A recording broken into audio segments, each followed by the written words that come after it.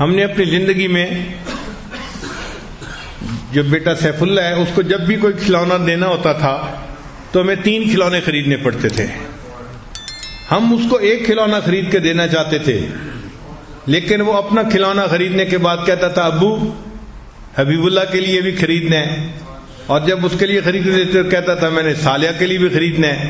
وہ جب بھی کہیں جاتا تھا کبھی بھی ایک چیز نہیں لاتا تھا، 3 چیزیں لاتا تھا. یہ اس وجہ سے کہ اس کے اندر ایک ہمدردی کا مادہ تھا.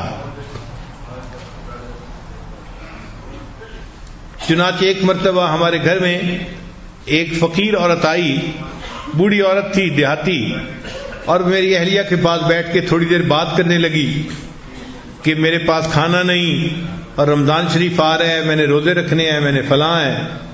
تو اہلیہ نے ان کو کچھ پیسے دے دیے کہ آپ جا کے رمضان شریف کے لیے اپنی گروسری خرید لیں.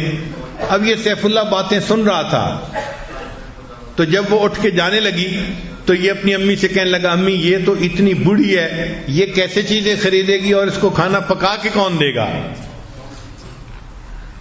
یعنی چھوٹا بچہ ہے، اس کو یہ تو پتہ چل گیا کہ امی نے پیسے دے دیے ہیں وہ خرید لے گی، لیکن چونکہ وہ بوڑھی تھی اور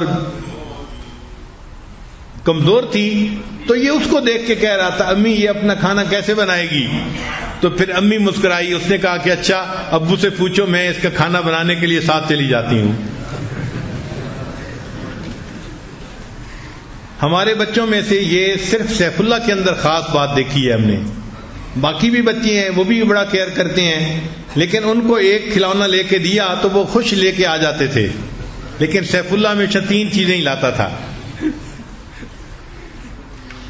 تو یہ صفت ہوتی ہے، اور یہی چیز پھر ہم نے دیکھا کہ سیف اللہ کی یہ صفت اس کی آگے اولاد میں آئی. چنانچہ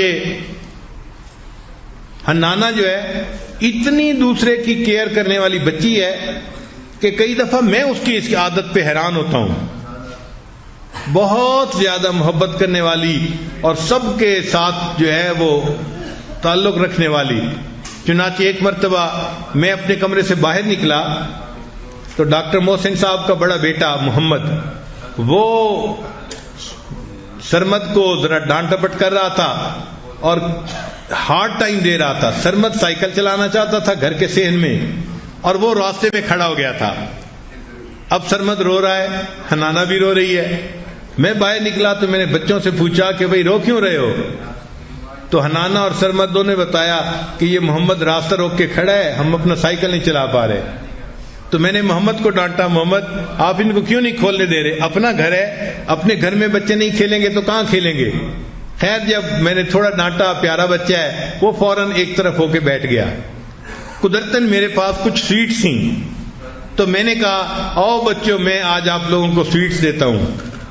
چنانچہ میں نے جو ہے نا بچوں کو سویٹس دینی تھیں تو محمد جو راستہ روک کے کھڑا تھا اس کو سزا کے طور پہ میں نے کہا کہ محمد آپ چونکہ دوسروں کو تنگ کرتے ہو آپ کو میں نے سویٹ نہیں دینی. اب یہ بات سن کے جو محمد تھا ڈاکٹر صاحب کا وہ تھوڑا سیڈ ہو گیا کہ مجھے سویٹ نہیں ملے گی. تو میں نے باقی سارے بچوں کو سویٹ تقسیم کر دی. جب میں نے سب کو دے دی نا تو اس کے بعد حنانہ میرے پاس آئی اور مجھے کہنے لگی دادا ابو محمد کو بھی دے دیں. یعنی جس کی وجہ سے وہ پریشان ہو رہی تھی جب اس بچے کو ڈپرائیو کیا تو وہ کہنے لگی نہیں نہیں آپ اس کو ڈپرائیو نہ کریں، اس کو بھی آپ سویٹس دے دیں.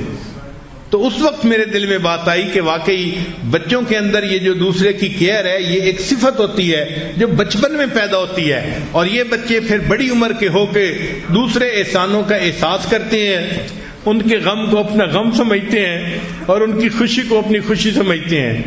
اللہ تعالیٰ ایسا حساس دل ہر ایک کو عطا فرمائے، ورنہ بہت سارے لوگ تو اتنے بے حس ہوتے ہیں احساس ہی نہیں ہوتا. ہم نے نوجوانوں کو دیکھا ہے بیوی رو رہی ہوتی ہے اور ان کو کوئی احساس نہیں ہوتا کہ ہم اس کو رلا رہے ہیں. ماں رو رہی ہوتی ہے، بچوں کو احساس نہیں ہوتا، بہن روتی ہے، بھائی کو احساس نہیں ہوتا. یہ بے حس ہونا اللہ تعالیٰ کو بہت ناپسند ہے.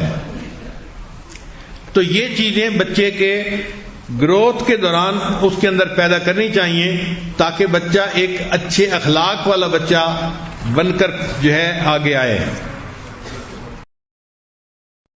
اللہ